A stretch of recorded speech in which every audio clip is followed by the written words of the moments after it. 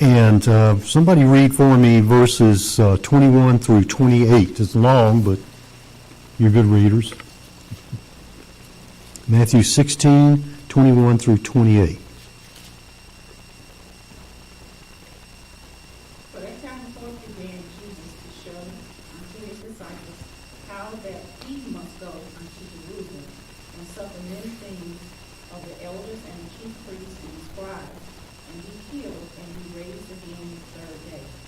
Then Peter took him and began to rebuke him, saying, Be it far from thee, Lord, this shall not be unto thee. But he turned and said unto Peter, Get thee behind me, Satan, thou art an offense unto me.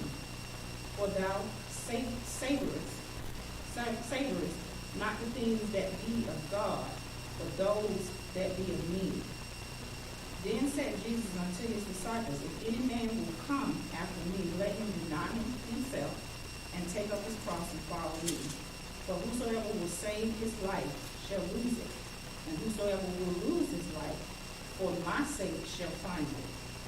And what is a man profit if he shall gain the whole world and lose his own soul?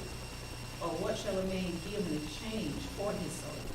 For the Son of Man shall come in the glory of his Father with his angels, and then he shall reward every man according to his works. Verily I say unto you, there be some standing here which shall not taste of death, till they see the Son of Man coming in his kingdom. All right, interesting passage. Jesus here is speaking to his disciples. We don't know who else was there, but it evidently wasn't like the Sermon on the Mount with a lot of people around. But he tells them that he now tells them flat. There was a time when he just didn't. He said, "Don't tell people about me," or and he didn't even reveal some things to the disciples. But here he just said, "This is the way it's going to be, and I'm headed in that direction." I think it was what was it in John? Jesus says John says he had his face set toward Jerusalem, and at that time I can't remember the exact passage, but he revealed to them that he was going to Jerusalem, and he'd been there before, hadn't he? But it's going to be different this time. He'd been there before, and people had tried to take him and even kill him. What did he do? What did Jesus do? He left, didn't he? He escaped, right, he escaped. Excuse me. Sorry. This time is going to be different. This time he was going to stay. And this time he says that he must suffer many things of the elders and the chief priests and the scribes and be killed, and that's crucified.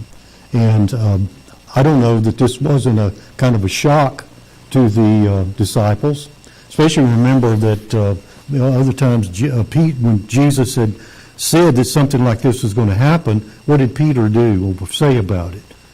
Peter said, "No way," right? He said, "No, this is not going to happen to you," and but a shock to them. And well, here he says that too, but in another place he does. But he said to Peter, "Get thee behind me, Satan, thou art a stumbling block unto me." That's an interesting idea. Here he's talking to Peter, he says, "Get thou behind me, Satan." Why would he say something like that to one of his disciples? You think he was just trying to really put him down?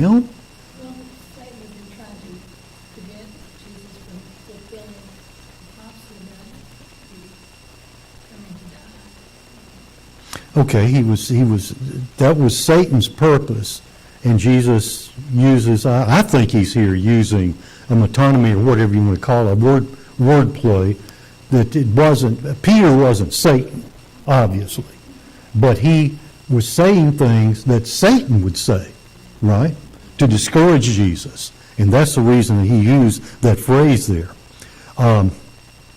Verse 24, then Jesus says, "Disciples, any man would come after me, let him deny himself and take up his cross and follow me." That's kind of a familiar theme in the scriptures, isn't it, in the Gospels. If you're going to follow Jesus, you have to follow him. You can't follow, someone else and then follow Jesus, or follow Satan and follow Jesus. In the world we live in right now, Okay. Well, I'm going to get there in a minute.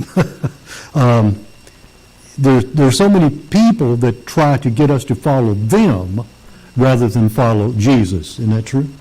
But Jesus, you can't do that. That's not the way it works. If any man would come after me, let him deny himself, take up his cross, and follow me. And that's another thing. When Jesus said take up his cross, what do you mean by that?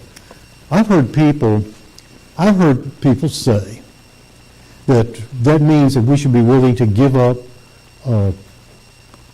seeing football on Sunday night to come to Sunday night services. Do you think that's what Jesus meant by that? Or he might be willing to give up this or that in the world in order to follow him. Or even in the Catholic religion, they have the Lent. Everybody know what Lent is? That's where before